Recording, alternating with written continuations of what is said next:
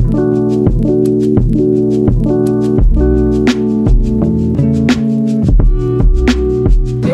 talking about the basics of photography, so I'm taking it back, all the way back.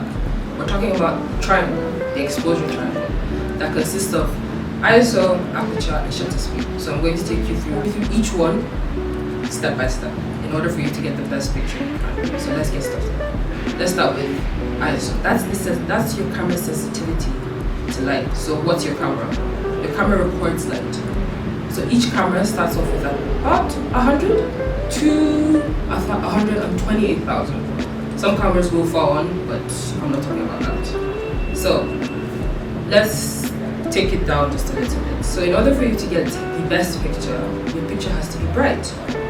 So if you're in a well-lit environment, you start off at 100.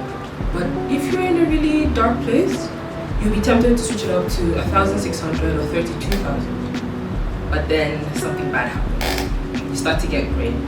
So this is where the other parts of the triangle start to come into place. We're talking about shutter speed. You might be wondering what's that. So that's your camera opening to allow the light we talked about earlier, and closing to record the moment. So your camera can go as slow as 3 seconds or as fast as 1/5,000. I'll check that up and put it up on the screen for you to make sure.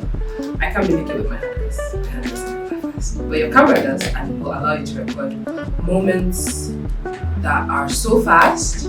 So water dropping, a bird picking up a fish. So joining these two things now enables you to balance out your picture. So we've talked about ISO, we've talked about shutter speed. Now for the last part, the aperture, and you have everything coming together nice.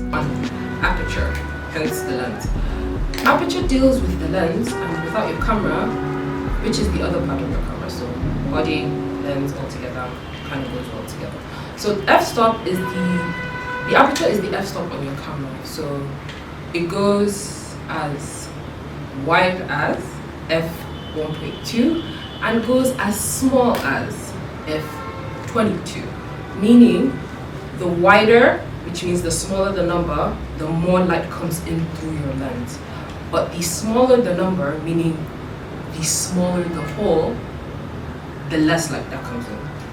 And that also will take us to the second part of our series, which is depth of field.